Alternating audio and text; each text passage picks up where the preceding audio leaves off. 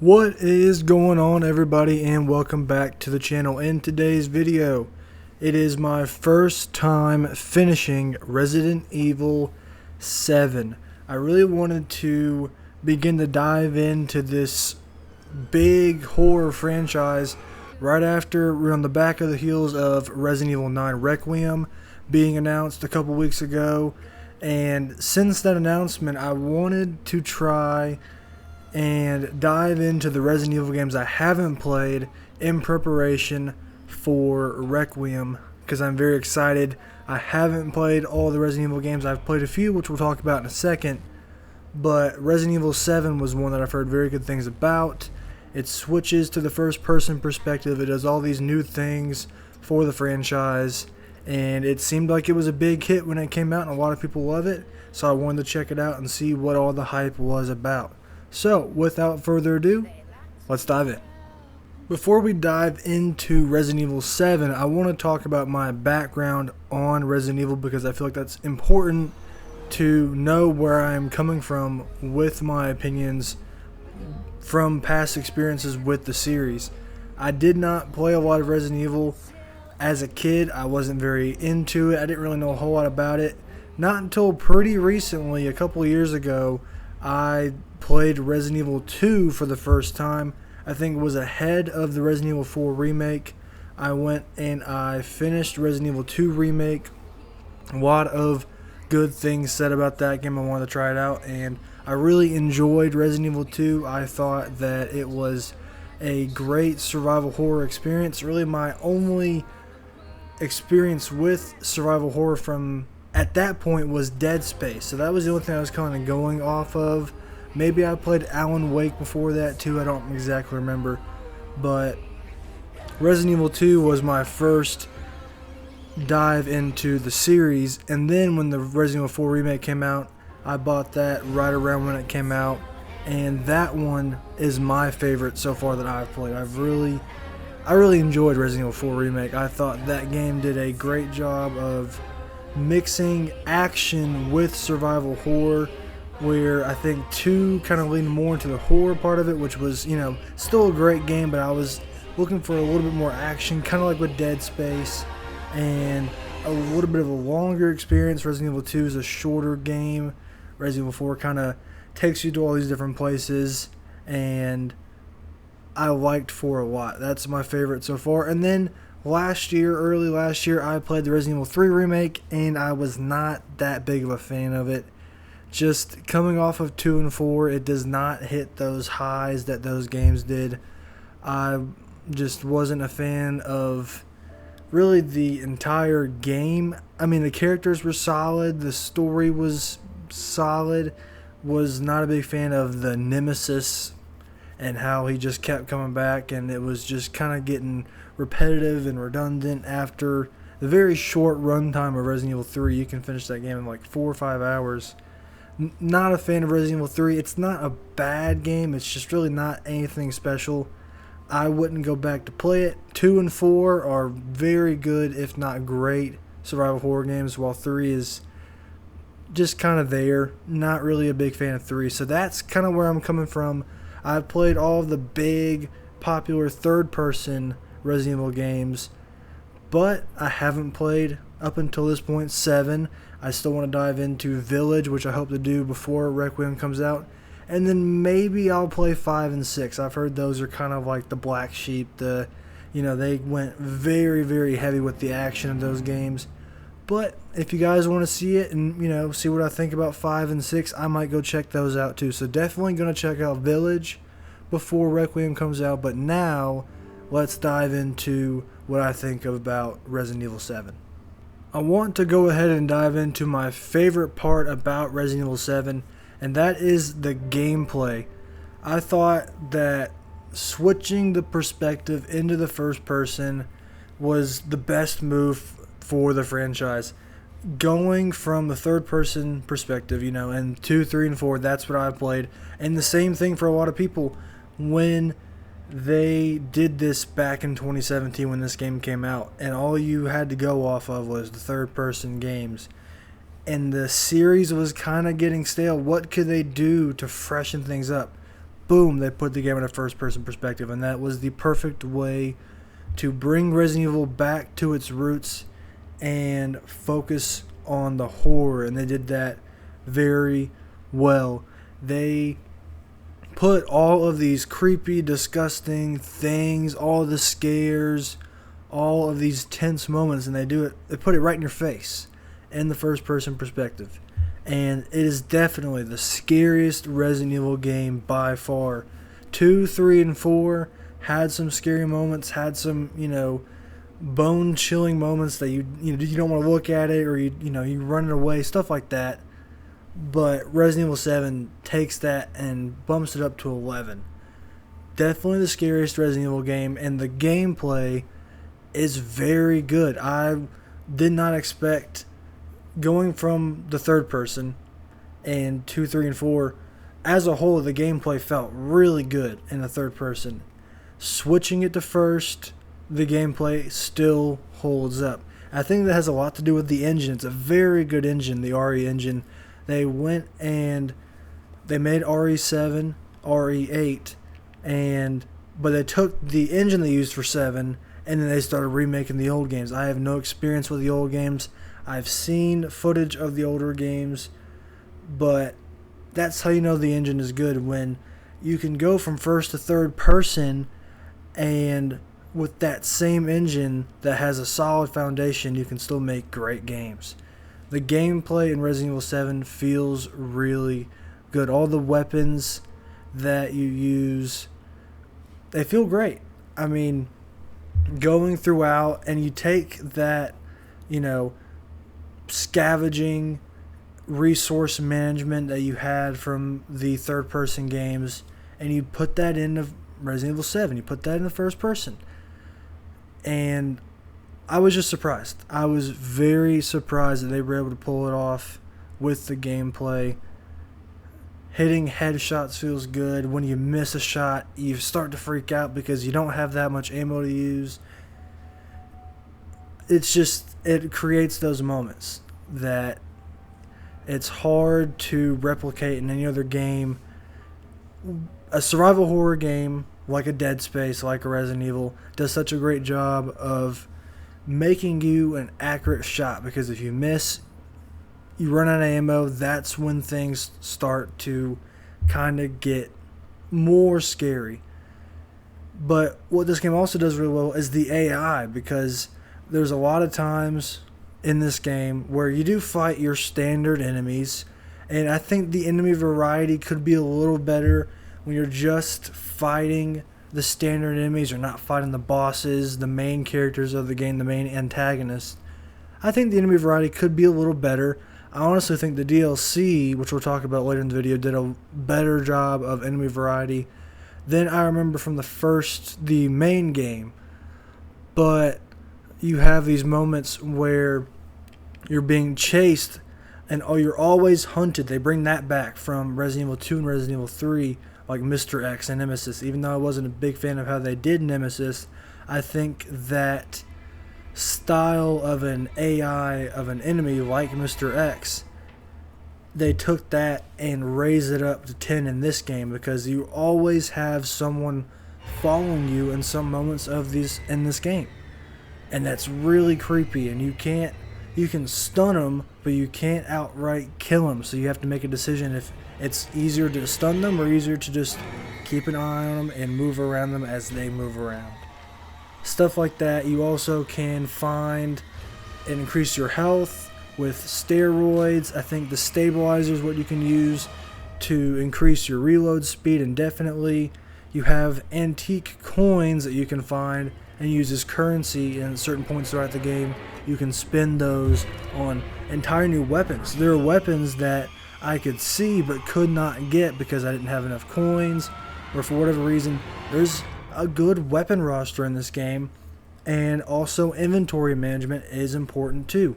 You only have a limited amount of slots. Those can increase as the game goes on, but you can't carry every weapon. You're not going to have 10 weapons because you have to manage the shotgun. The shotgun takes up 2 slots, either up and down or left and right. You're kind of fit in a puzzle like Tetris. So you're not able to carry around all these weapons. You have to pick what your play style is, pick the weapons that you want, and the other weapons you just have to put away, leave.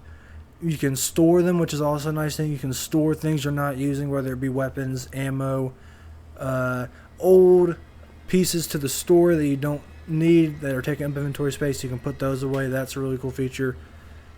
But I think the inventory management part of this game is also done very well.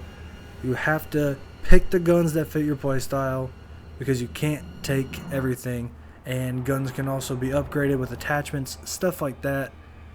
Progression and gameplay feel very good. I think it's the best part of the game. I always had fun running around, solving puzzles, fighting enemies. If the enemy variety was a little better in the main game, I think it would have gone a long way, but still, the enemies were fun to fight. You had a block and a parry mechanic. I'm pretty sure there was a parry mechanic, but I always just blocked attacks, and that felt good too. All of it felt good. The gameplay is my favorite part of the game. I think it's the best part of the game, and I can't wait to see how they improve on that, hopefully in Resident Evil 8, and see where things go. So the gameplay, I think, is the best part about Resident Evil 7. Because it is the first time I am reviewing a horror game on the channel, it's the first time I get the chance to talk about the game's atmosphere. I don't really get to talk about atmosphere a whole lot when it comes to the games that I have reviewed, but with a survival horror game and a horror game in general, the atmosphere is the most important part of the game. You want to scare the player. That is the point. I want to feel afraid. I want to feel scared. I don't want to go around the corner to see what's there. I don't want to go through the door and see what's there. Stuff like that. And again, RE7 knocks it out of the park. This game has a great atmosphere. It is set in Louisiana, in the Baker house. You kind of go there, and when we talk about story, we'll get more into it. But you don't really know what to expect. And as you go further along in the game, all these things open up and get revealed to you. And this game is just really creepy, man. There's so much that happens in this game that is memorable in a great way because of the different settings, and also different settings in the houses that you go to. The Baker house, you kind of get split into different sections, and each section feels different. I think they knocked it out of the park in terms of atmosphere with how much variety there is. It's not just one house and it all kind of feels the same. You end up going to different sections that belong to different antagonists, and I think that was a great approach. That was the way to do it, so you could give that variety. Not every location feels the same, but every location is still creepy. The AI and the antagonists are creepy too, with the way they talk and the way they move around and just the things they say and how they act. It just creeps you out. You're like, no, just get that away. I don't want to see that. I don't want to hear that. And there are some absolutely wild things that happen in this game that I did not expect going in. Hey, we gotta get the fuck out of here. Now, first, you need to tell me what you're doing out here alone in the middle of the night. Me? What about you? No, it's my job. Won't you do your job and tell me? Answer my questions. You're not gonna believe me if I told you. Hey, put that door back. Put that door back up.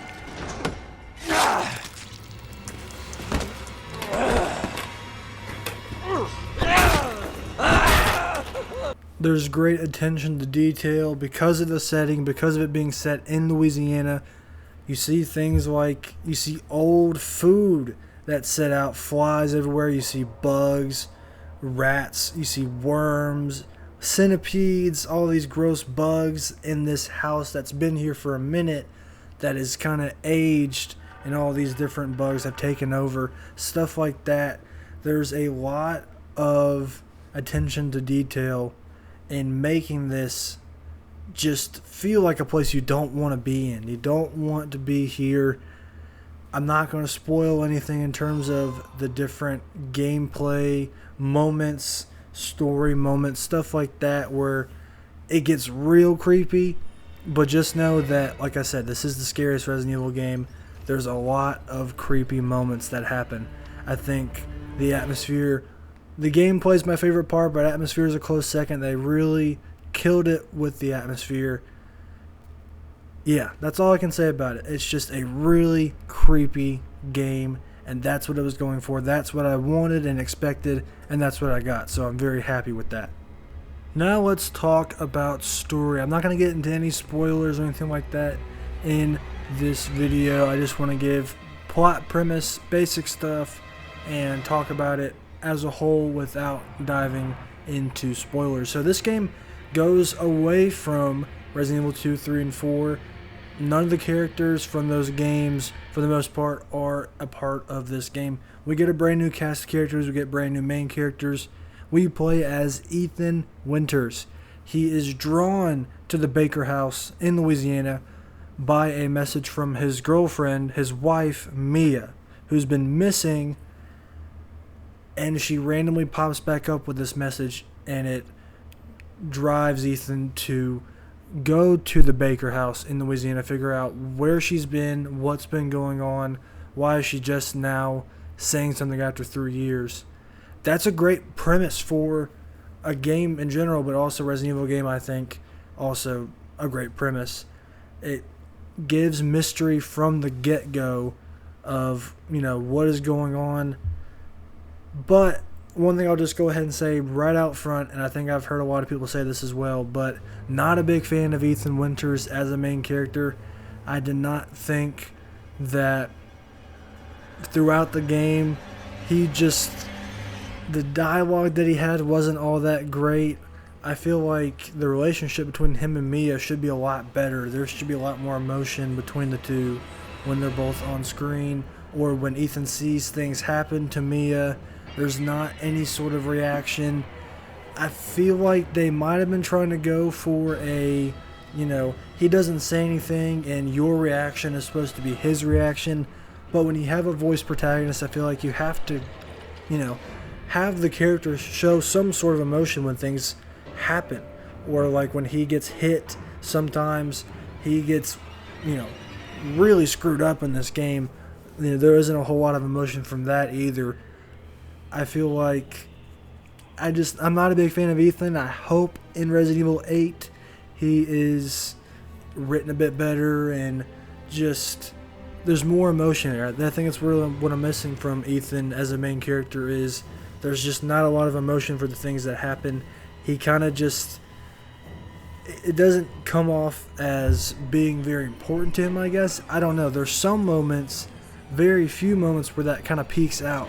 But throughout the game, it's not really shown from what he says, how he says it, stuff like that. I'm just not a big fan of Ethan.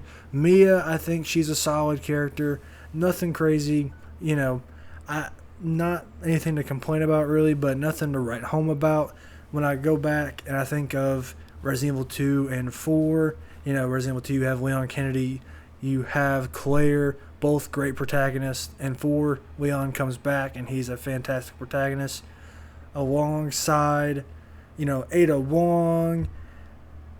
You have great characters in those games. I think honestly the best characters in this game are the antagonists, are the Bakers. I think they are written very well, very creepily. Like I said earlier, the way that they act, the things they say, their mannerisms are all done almost perfectly for an antagonist. Especially the first antagonist you run into is Jack, who is the dad of the Baker family, the father of the Baker family. Everyone's screwed up, and you don't really know what's going on. You don't know why. The story goes into that, and I think does a really interesting job of giving the backstory of how they got to where they are. Why are they like this? The whole entire family. They are able to, they can get dismembered and their body parts come back. They don't feel pain. I don't know if they don't feel pain, but it doesn't seem like it because they just get right back up with, Jack and Margaret and Lucas, the three-man antagonists.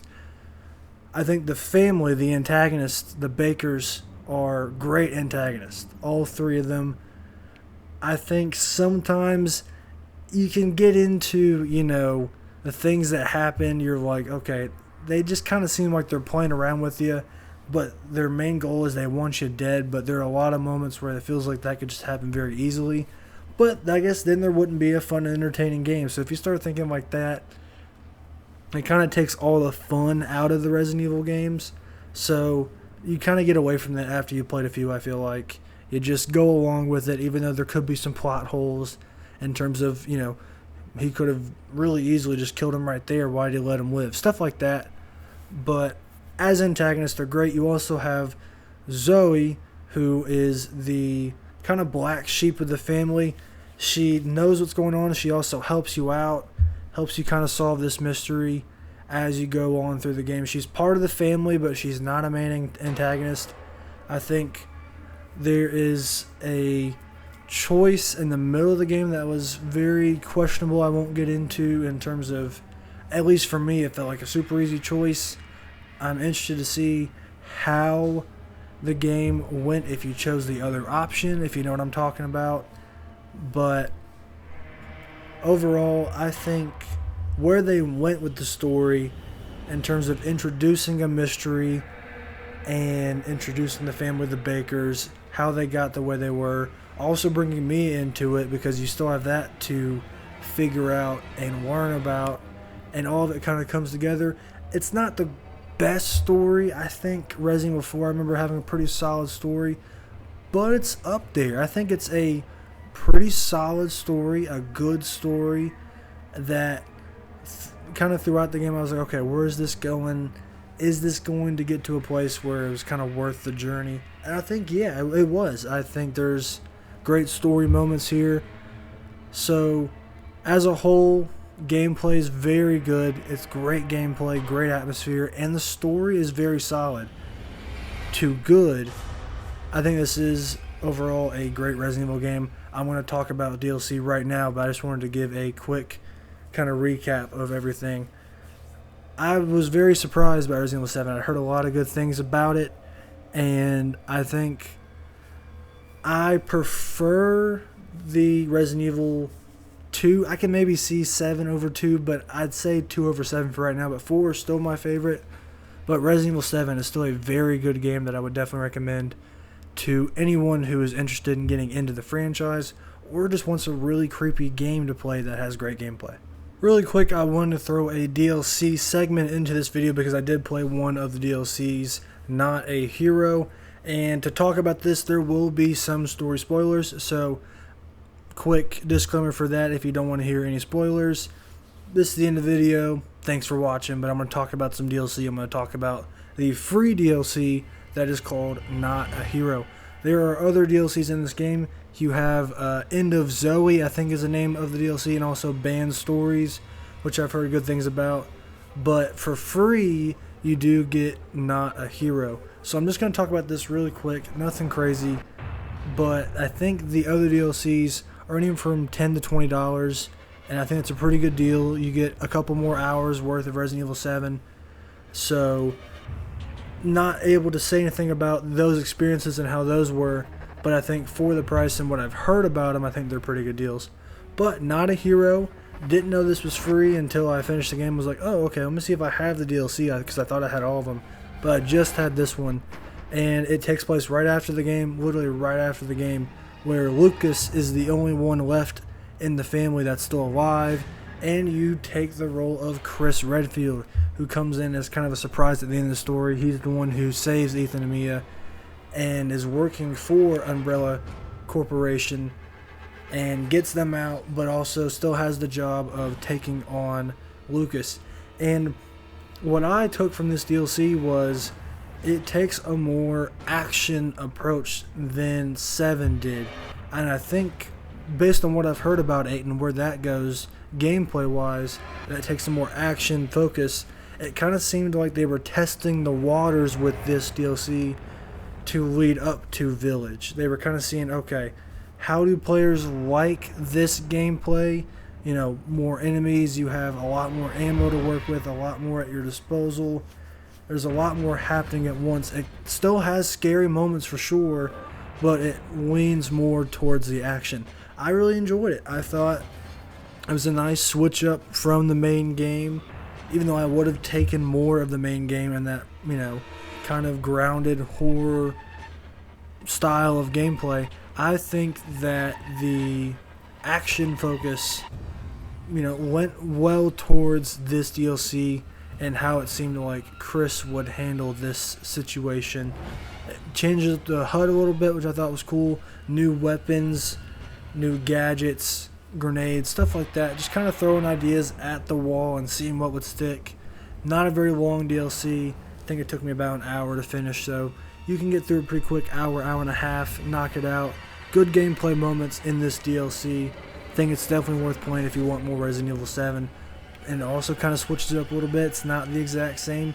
It's a bit of a fresher take on what the main game did, but it's a welcome change of pace, I think, in my opinion, from the main game. So I think the DLC, Night of Heroes, is a pretty solid one.